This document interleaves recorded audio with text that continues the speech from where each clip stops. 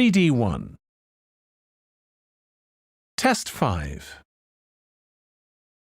You will hear a number of different recordings, and you will have to answer questions on what you hear.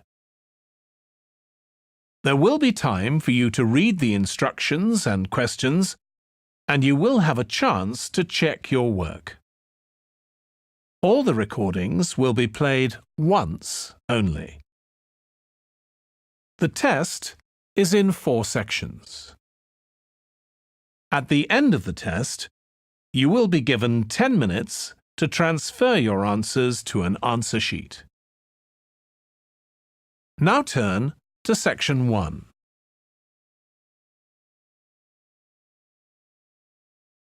Section 1.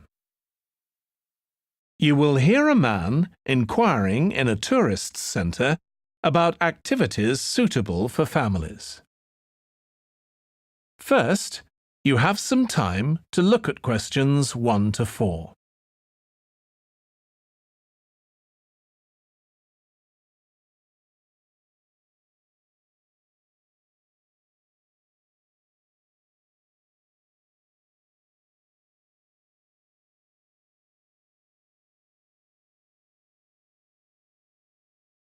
You will see that there is an example that has been done for you.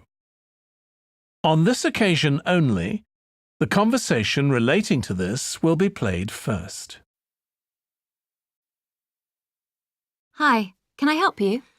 I'd like to find out if you have any excursions suitable for families. Sure. How about taking your family for a cruise? We have a steamship that takes passengers out several times a day. It's over 100 years old. The cruise takes place on a steamship. So steamship has been written in the space. Now we shall begin. You should answer the questions as you listen because you will not hear the recording a second time. Listen carefully and answer questions 1 to 4. Hi, can I help you? I'd like to find out if you have any excursions suitable for families. Sure. How about taking your family for a cruise? We have a steamship that takes passengers out several times a day. It's over 100 years old. That sounds interesting. How long is the trip? About an hour and a half. And don't forget to take pictures of the mountains. They're all around you when you're on the boat and they look fantastic. Okay. And I assume there's a cafe or something on board? Sure. How old are your children? My daughter's 15 and my son's 7. Right. Well, there are various things you can do once you've crossed the lake to make a day of it. One thing that's very popular is a visit to the country farm. You're met off the boat by the farmer and he'll take you to the holding pens where the sheep are kept. Children love feeding them. My son would love that. He really likes animals. Well, there's also a 40-minute trek round the farm on a horse if he wants.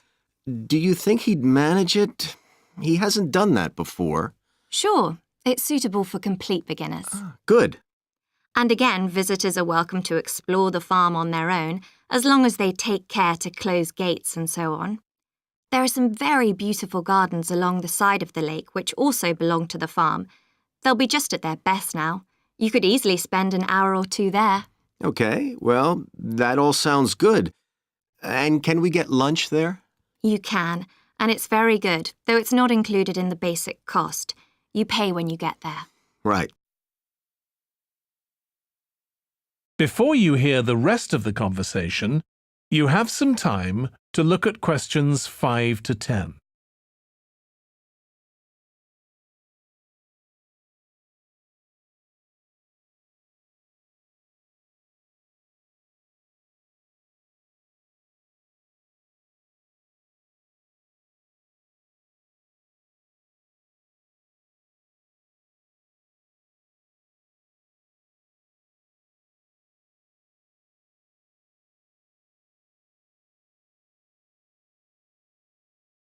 Now listen and answer questions 5 to 10. So, is there anything else to do over on that side of the lake? Well, what you can do is take a bike over on the ship and then go on a cycling trip. There's a trail there called the Back Road. You could easily spend 3 or 4 hours exploring it, and the scenery's wonderful. They'll give you a map when you get your ticket for the cruise. There's no extra charge. What's the trail like in terms of difficulty? Quite challenging in places. It wouldn't be suitable for your 7-year-old. It needs someone who's got a bit more experience. Well, my daughter loves cycling, and so do I, so maybe the two of us could go, and my wife and son could stay on the farm. That might work out quite well. But we don't have bikes here. Is there somewhere we could rent them? Yes, there's a place here in the city. It's called Ratcheson's. I'll just make a note of that. How do you spell it? Ratchesons.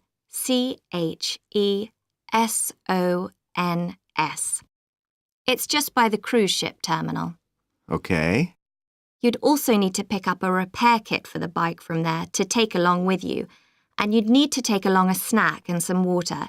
It'd be best to get those in the city. Fine. That shouldn't be a problem. And I assume I can rent a helmet from the bike place. Sure, you should definitely get that. It's a great ride, but you want to be well prepared because it's very remote.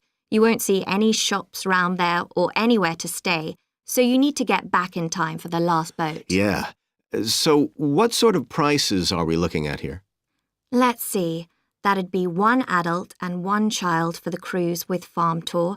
That's $117, and an adult and a child for the cruise only, so that's $214 altogether. Oh, wait a minute. How old did you say your daughter was? 15. Then I'm afraid it's $267 because she has to pay the adult fare, which is $75, instead of the child fare, which is $22. Sorry about that. That's okay. So how do we find out? That is the end of section 1. You now have half a minute to check your answers.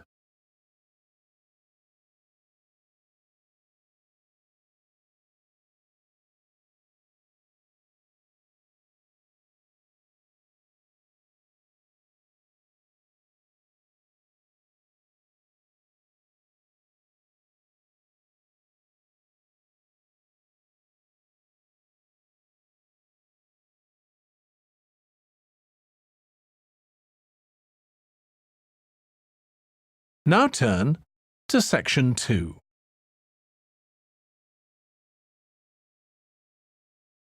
Section 2.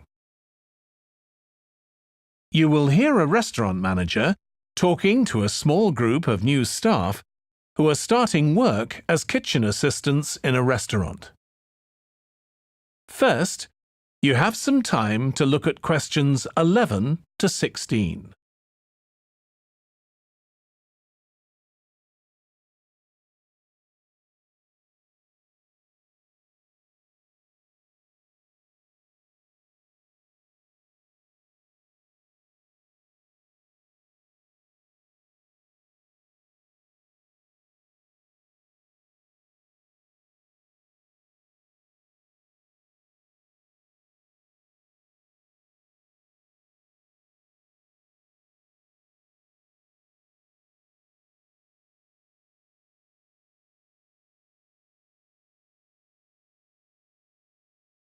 Now listen carefully and answer questions 11 to 16. Good morning, everyone. My name's Joy Parkins, and I'm the restaurant manager. And I understand that none of you have had any previous experience as kitchen assistants.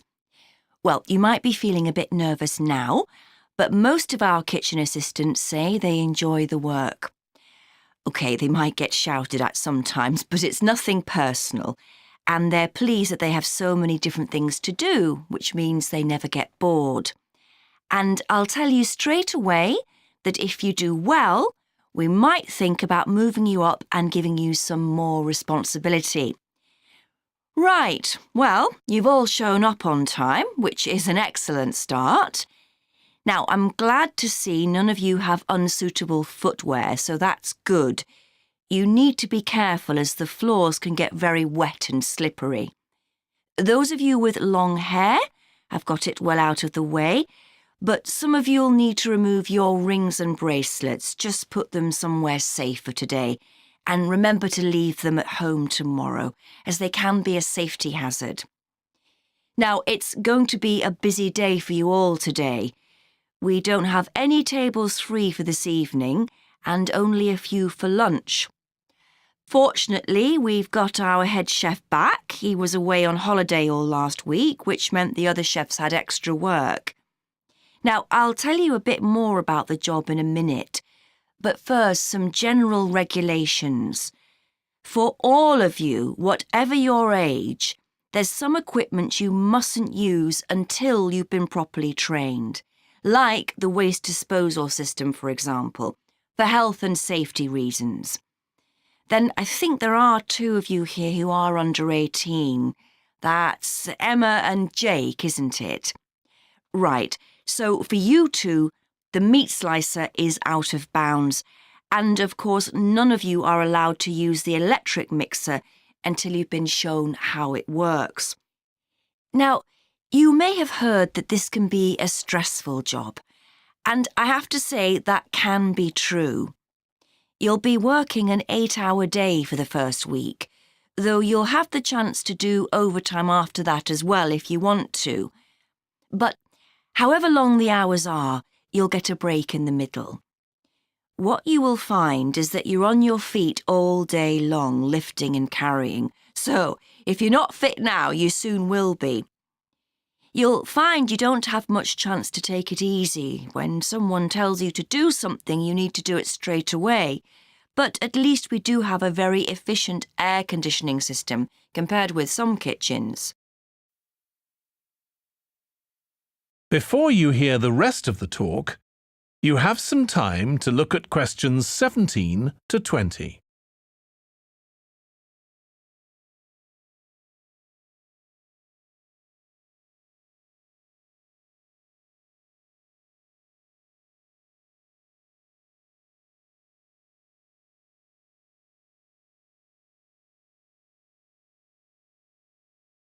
Now listen and answer questions 17 to 20. Now, let me tell you about some of the people you need to know. So, as I said, I'm Joy Parkins, and I decide who does what during the day and how long they work for. I'll be trying to get you to work with as many different people in the kitchen as possible, so that you learn while you're on the job. One person whose name you must remember is David Field. If you injure yourself at all, even if it's really minor, you must report to him, and he'll make sure the incident is recorded and you get the appropriate treatment. He's trained to give basic treatment to staff himself, or he'll send you off somewhere else if necessary. Then there's Dexter Wills. He's the person you need to see if you smash a plate or something like that. Don't just leave it and hope no one will notice. It's really important to get things noted and replaced, or there could be problems later. And finally, there's Mike Smith. He's the member of staff who takes care of all the stores of perishables. So, if you notice we're getting low in flour or sugar or something, make sure you let him know so he can put in an order. OK, now the next thing we need to cover. That is the end of section 2. You now have half a minute to check your answers.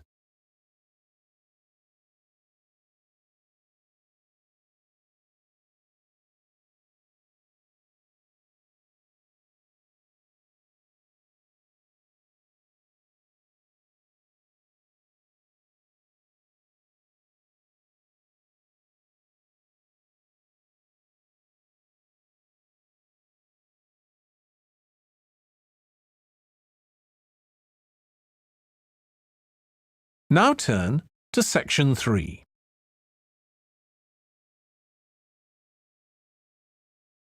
Section 3. You will hear two students called Trudy and Stuart, who are both studying to be librarians, discussing a paper that they are going to write together. First, you have some time to look at questions 21 to 23.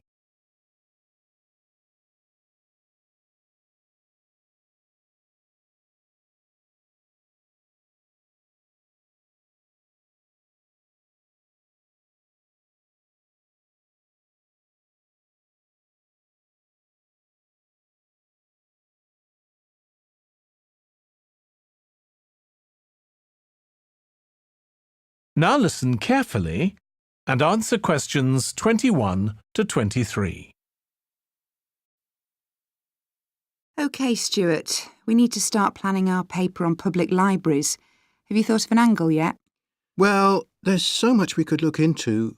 How libraries have changed over the centuries, for instance, or how different countries organise them. What do you think, Trudy? Maybe we should concentrate on this country and try and relate the changes in libraries to external developments, like the fact that far more people can read than a century ago, and that the local population may speak lots of different languages. We could include something about changes in the source of funding too. Yes, but remember we're only supposed to write a short paper, so it's probably best if we don't go into funding in any detail. Right. Well, shall we just brainstorm a few ideas to get started? OK. We obviously need to look at the impact of new technology, particularly the internet. Now that lots of books have been digitalised, people can access them from their own computers at home. And if everyone did that, libraries would be obsolete. Yes. But the digitalised books that are available online for free are mostly out of copyright, aren't they? And copyright in this country lasts for 70 years after the author dies. So you won't find the latest bestseller or up-to-date information. That's an important point. Anyway, I find it hard to concentrate when I'm reading a long text on a screen. I'd much rather read a physical book. And it takes longer to read on a screen. Oh, I prefer it. I suppose it's just a personal preference. I expect the libraries will go on evolving in the next few years. Some have already become centres where community activities take place, like local clubs meeting there. I think that'll become even more common. I'd like to think so. And that they'll still be serving their traditional function, but I'm not so sure. There are financial implications after all. What I'm afraid will happen is that books and magazines will all disappear and there'll just be rows and rows of computers. They won't look anything like the libraries we're used to. Well, we'll see. Before you hear the rest of the discussion, you have some time to look at questions 24 to 30.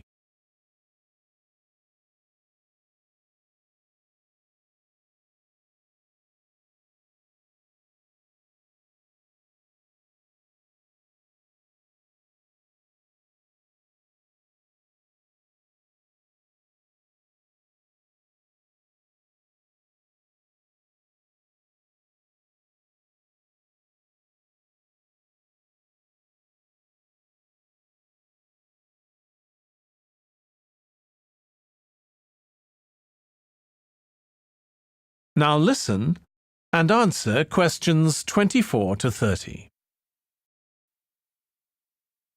I've just had an idea. Why don't we make an in-depth study of our local public library as background to our paper? Yes, that'd be interesting. And raise all sorts of issues. Let's make a list of possible things we could ask about, then work out some sort of structure. For instance, we could interview some of the staff and find out whether the library has its own budget or if that's controlled by the local council. And what their policies are. I know they don't allow food, but I'd love to find out what types of noise they ban. There always seems to be a lot of talking, but never music. I don't know if that's a policy or it just happens. I've often wondered.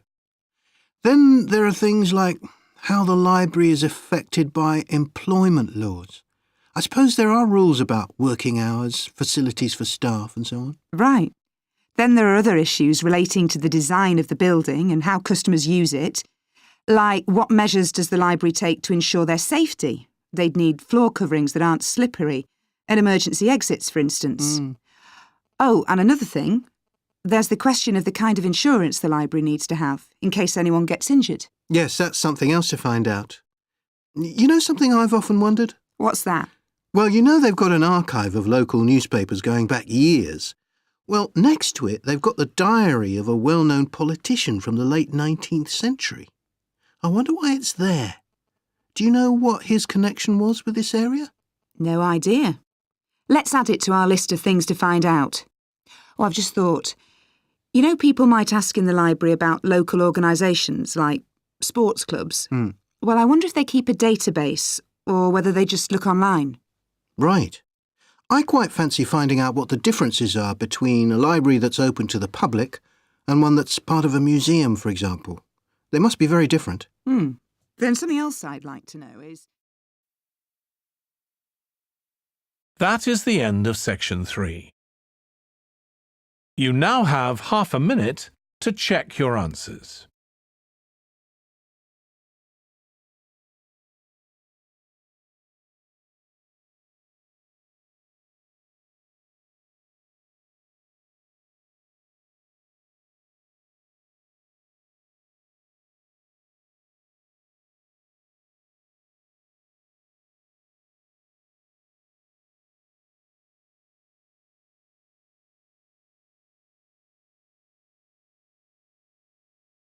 Now turn to section 4.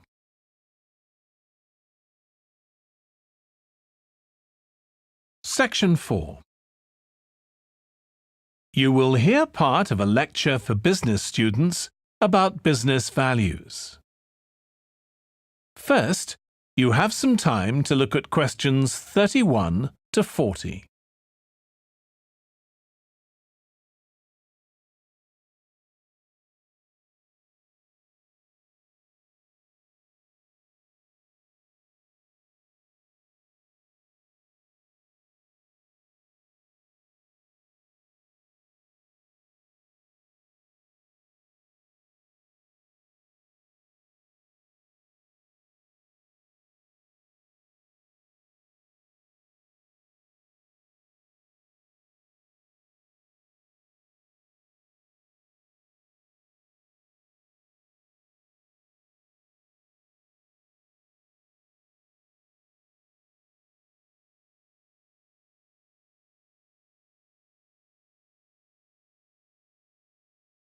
Now listen carefully and answer questions 31 to 40. In public discussion of business, we take certain values for granted. Today, I'm going to talk about 4 of them: collaboration, hard work, creativity, and excellence. Most people would say they're all good things. I'm going to suggest that's an oversimple view. The trouble with these values is that they're theoretical concepts, removed from the reality of day-to-day business. Pursue values by all means, but be prepared for what may happen as a result. They can actually cause damage, which is not at all the intention. Business leaders generally try to do the right thing, but all too often the right thing backfires if those leaders adopt values without understanding and managing the side effects that arise. The values can easily get in the way of what's actually intended. OK, so the first value I'm going to discuss is collaboration. Let me give you an example. On a management training course I once attended, we were put into groups and had to construct a bridge across a stream, using building blocks that we were given. The rule was that everyone in the team had to move at least one building block during the construction. This was intended to encourage teamwork. But it was really a job best done by one person. The other teams tried to collaborate on building the structure and descended into confusion, with everyone getting in each other's way.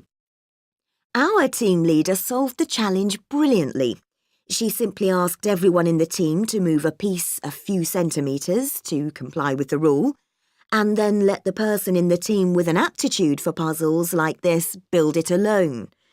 We finished before any other team. My point is that the task wasn't really suited to team working, so why make it one?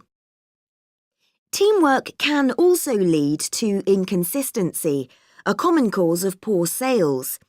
In the case of a smartphone that a certain company launched, one director wanted to target the business market, and another demanded it was aimed at consumers.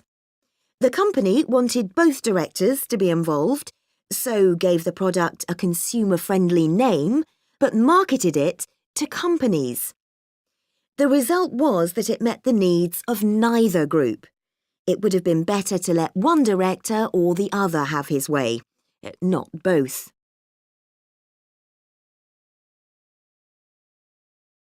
Now, industriousness, or hard work. It's easy to mock people who say they work hard. After all, a hamster running around in a wheel is working hard and getting nowhere.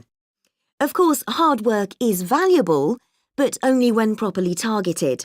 Otherwise, it wastes the resources that companies value most, time and energy, and that's bad for the organisation.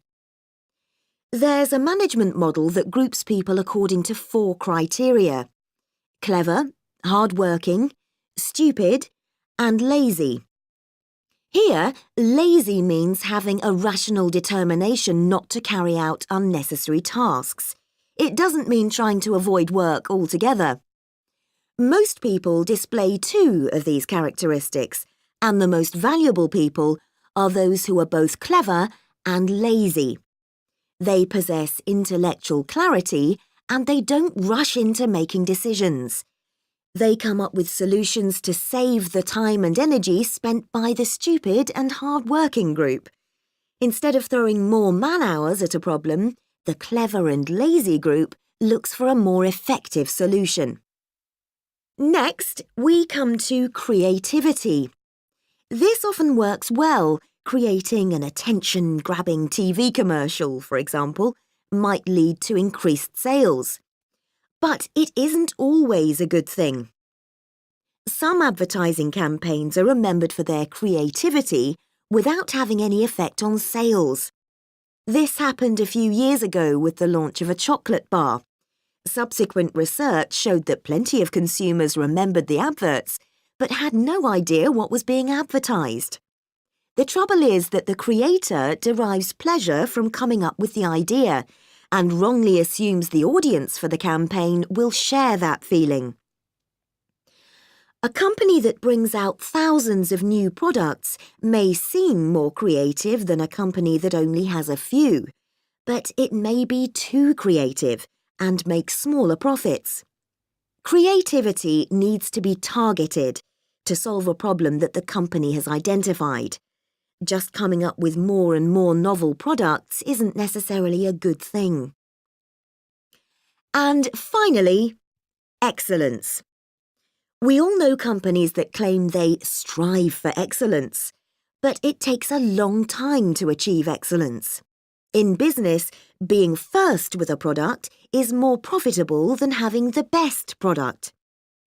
A major study of company performance compared pioneers, that is, companies bringing out the first version of a particular product, with followers, the companies that copied and improved on that product.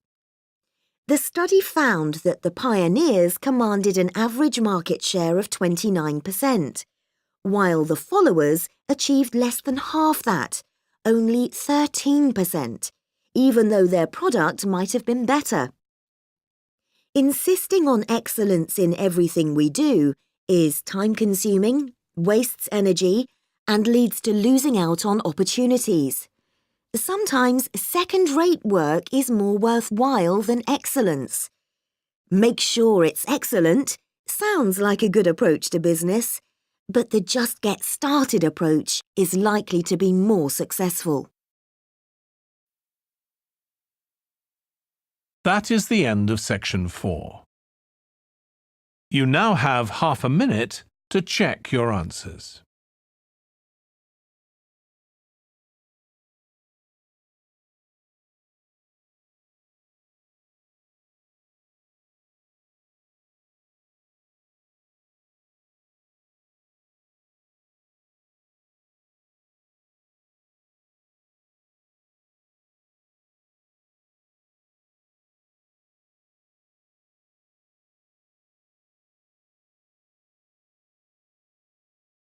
That is the end of the listening test.